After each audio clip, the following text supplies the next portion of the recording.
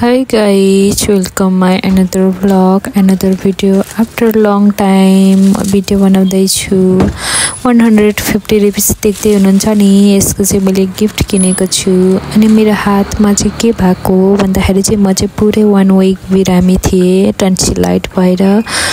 So 1 week नै मैले सुई हानेको छु, सुईबाट चाहिँ दबाई लाएको। अनि यो देख्दै हुनुहुन्छ नि पेन्सिल, यो चाहिँ मलाई एकदमै धेरै मन परेको।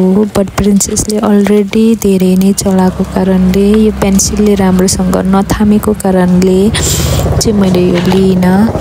अनि यो लेजर पनि मलाई एकदमै धेरै मन पर्यो, बट यो लेजर चाहिँ खासै राम्रोसँग मेटेन। अगाडि पनि चलाएको थियो, सायद त्यो ड्यामेज भएर हो कि। यो टाइममा चाहिँ मैले लेजरलाई लिन आवश्यक ठानिनँ, त्यही भएर लिइनँ। यतापट्टि साइडमा चाहिँ कस्मेटिक चिम्टीहरू पनि रहेछ, एकदमै धेरै मन पर्यो। बट मैले चाहिँ यो सबै लिइनँ, हेरे मात्रै राखेँ। अनि आउँदै गरेको दिवालीको लागि चाहिँ हजुरहरूलाई सबैजनालाई चाहिँ ह्याप्पी दिवाली भन्न चाहन्छु। अनि अब यो देखिराख्नु भएको छ नि, यो फुल चाहिँ प्रिन्सेसको लागि हो, किनभने यो पालि मैले क्राउन लिइनँ, क्राउनको साटो मैले फुल लिएको छु। क्राउन भन्दा बेस्ट फुल हुन्छ जस्तो लाग्यो उसको लागि, त्यही भएर। अनि बेलुन चाहिँ मैले 10 वटा मात्र लिएको छु। 10 वटामा 5 वटा रेड, 5 वटा वाइट कलरको। म चाहिँ खासै राम्रोसँग बोल्नु हुँदैन थियो, त्यही भएर। अनि मैन चाहिँ यो एकदमै धेरै राम्रो लाग्यो, बेस्ट लाग्यो बेबीहरूको लागि है। रेनबो कलर ह्याप्पी बर्थडे लेखेको थियो। अनि यो चकोलेट चाहिँ प्रिन्सेसको एकदमै धेरै फेभरेट हो। यसलाई मैले प्याकिङ गर्नु लगाएँ भाइलाई भनेर। हामी चाहिँ घरको माथिल्लो पसलमा छु। म चाहिँ खासै राम्रोसँग बोल्नु हुँदैन अहिले पनि, त्यही पनि आज चाहिँ हल्का बोल्नु भएको छ र रेकर्ड गर्दैछु। मेरो भोइस कस्तो आउँदैछ मलाई त थाहा छैन होइन, त्यही पनि राम्रोसँग सुनिदिनु होला, हेरिदिनु होला। मेरो भिडियो मन पर्यो भने like, comment, share and subscribe गरिदिनु भनेर अनुरोध गर्दछु। अहिले मेरो घाँटी खासै ठिक भएको छैन, ठिक भएको भए जुन यो भिडियो थियो नि, यो भिडियोमै म बोल्देर बनाउँथेँ, बट त्यो सम्भव भएन। त्यही भएर अहिले हिजोभन्दा चाहिँ आज अलिकति ठिक भएको लागेर चाहिँ रेकर्ड गर्दैछु।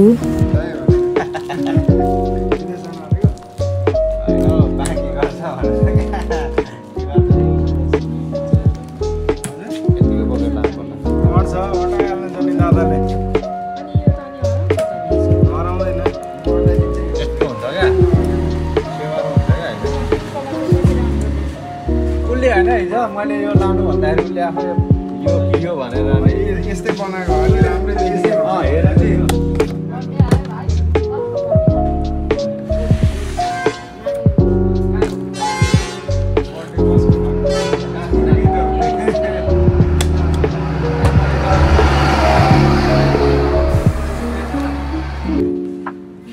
झुलाबारी गएर अनि त्यहाँ भात खानालाई पर्खिरहेको 1-1.5 बजे खाना खानु, त्यहाँबाट फेरि लुगा लगा जा।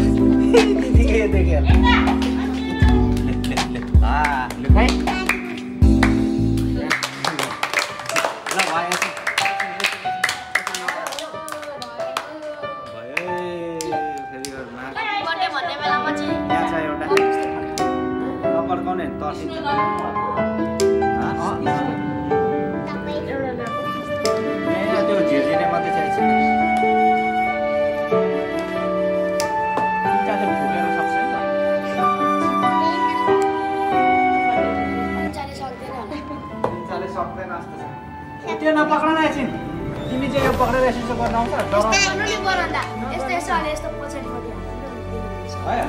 भयो एकछिन तिमीले फुक्नु सक्छ के हो यो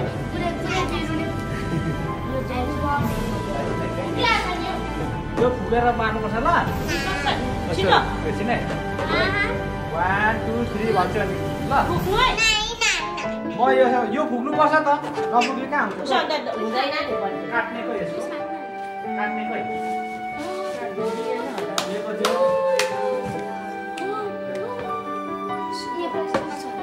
यस्तो यो घुमाउनु पर्दैन अनि पो पर्दैन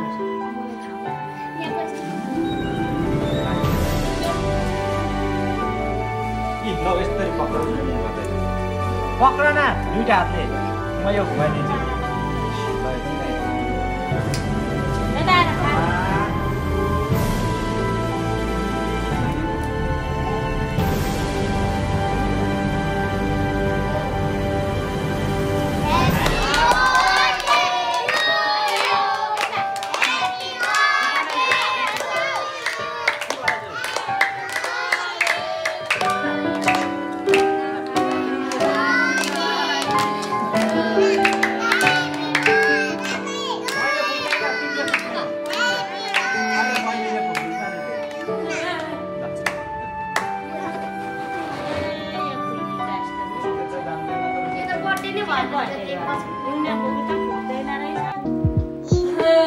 काट्ने हो के को होइन हौ तिमीले काट्ने हो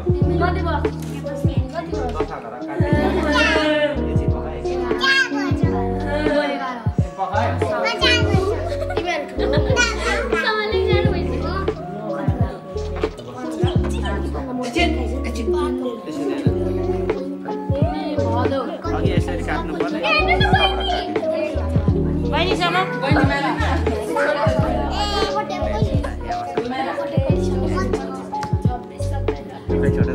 फ्यान चलाइदियो अर्को नि रेडी भएर छ यो टल निकालिदिन्छु ल ल निकाल्नु न यहाँदेखि काट्नु न यहाँ यता यो साइडदेखि काट्ने पहिलेको माथिको काटौँ ल प्रिन्साको ह्याप्पी बर्थडे है ल एउटा थाङ्ना पनि ल्याऊ होला हौ त्यो उयो गर्ने हात पुस्ने ल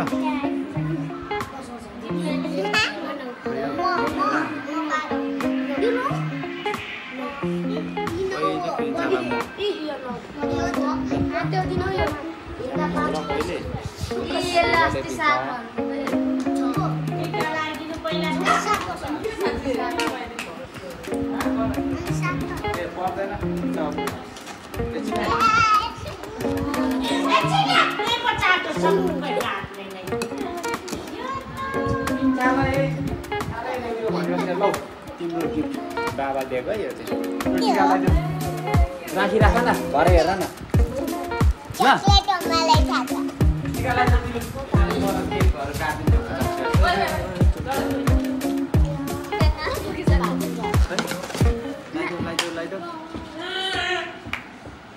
टिका लगाइदेऊ अनि खै गिफ्ट अब म सबलाई दिन्छु केक ल बहिनीले पनि माग्दैछ यो हो टिका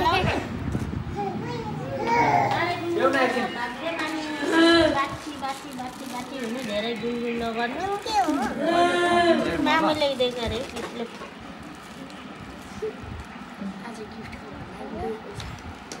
टिका लगाइदिएको साह्रै मन पर्ने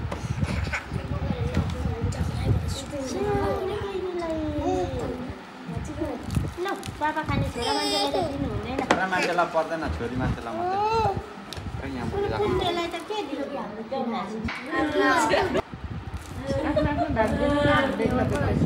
त्यसलाई पुगेन होइन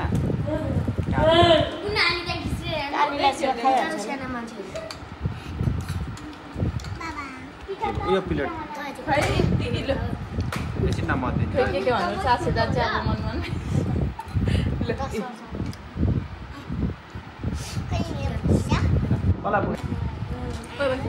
खोइ सोफामा यसरी दलेर नि सोफामा डल्ने नै खाऊ न सुमी उयो गरेर खाऊ। केक खाने भनेको नै ल कालीलाई अरू कसलाई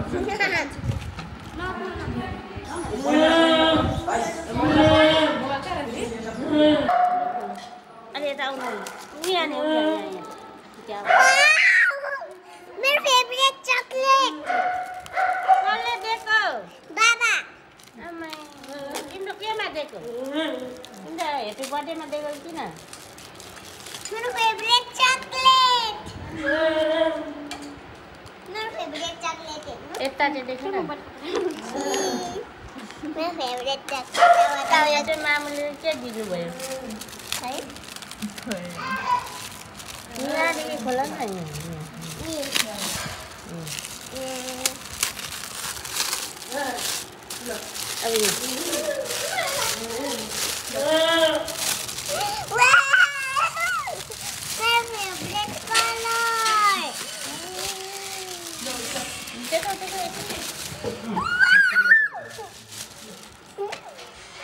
उठेर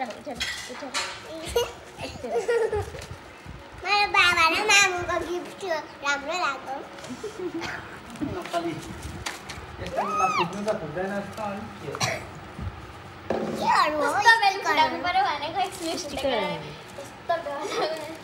कस्तो बुझायो मेरो ला राख खै त्यो एकै ठाउँ राखिराख यो म भोलि चलाउँछु खुसी नखाने कहाँ खान्छौ